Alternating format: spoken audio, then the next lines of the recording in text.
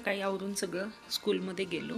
स्कूलमध्ये पोचताच सुरू झाला धिंगाणा शिवांचा आणि त्याच्या मित्रांचा. मित्र भेटताच शिवांचं खेळणं चालू झालं. स्कूलमध्ये गेल्या गेल्या शिवांची मस्ती सुरू झाली.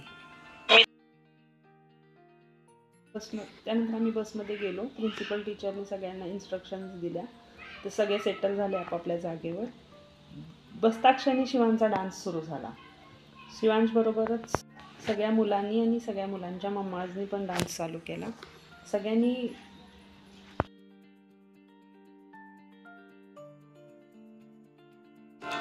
तुमच्या मनात प्रश्न आला असेल तर आम्ही गेलो होतो. नमस्कार मित्रांनो, इकडं आम्ही गेलो होतो मिरज मालेगावच्या रिसॉर्टवर ट्रिपसाठी शिवांच्या स्कूलमधून.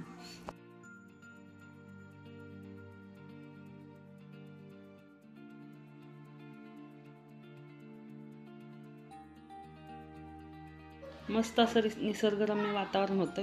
इन्स्ट्रक्शन्स होत्या गेल्या गेल्या त्यांच्या. त्या इन्स्ट्रक्शन्सप्रमाणे रूलप्रमाणे फॉलो करत आम्ही एंटर केलं. सगळ्यांनी बसमध्ये खूप एन्जॉय केला. इथं आम्ही पोचलो मालेगावच्या रिसॉर्टमध्ये.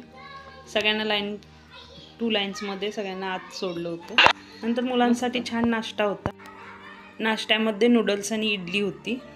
अनलिमिटेड नाश्ता होता, त्यामुळं सगळ्यांनी पोटभर खाऊन घेतलं. आणि बोर्डवर खूप छान वाक्य, ते म्हणजे जेवढे बसते पोटात तेवढेच घ्या ताटात, आणि महिने लागतात पिकवायला आणि मिनिट लागतो फेकायला.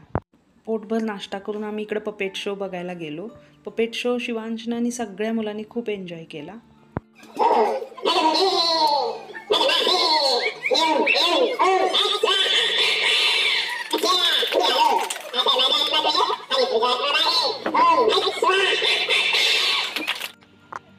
त्यानंतर आम्हाला परत वॉटर पार्कमध्ये सोडण्यात आलं.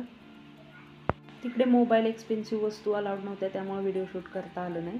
इथे शिवांशने जम्पिंग जपानवरती खूप मजा केली. मुलांना अट्रॅक्ट करतील अशी भरपूर सारी खेळणी, भरपूर सारे थीम्स होते इथं. त्याच्यानंतर छोटंसं गार्डन होतं, त्याच्यामध्ये झुले वगैरे होते. सगळ्या मुलांनी खूप एन्जॉय केला इकडे.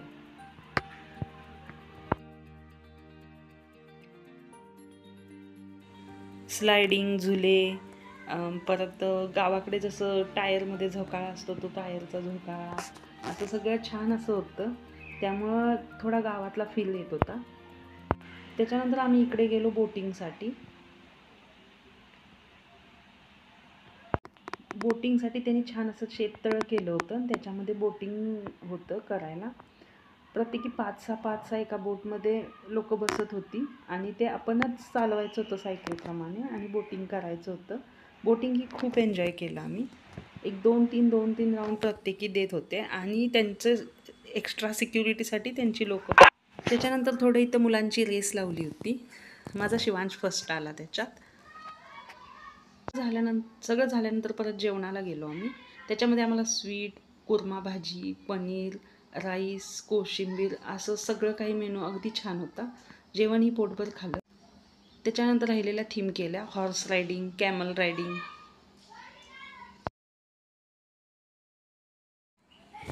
त्याच्यानंतर लास्टची थीम एक होती एरोप्लेनचं.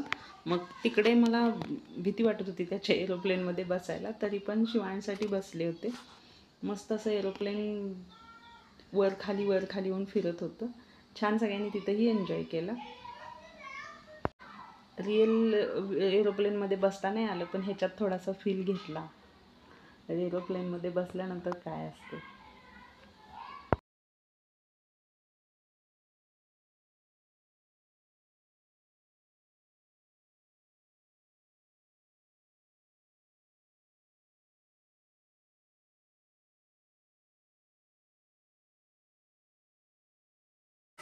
त्याच्यानंतर आम्ही इकडे फोटोशूट केला, हॉर्स रायडिंग, कॅमल रायडिंगचा, बोटिंगच्या तळ्याजवळ.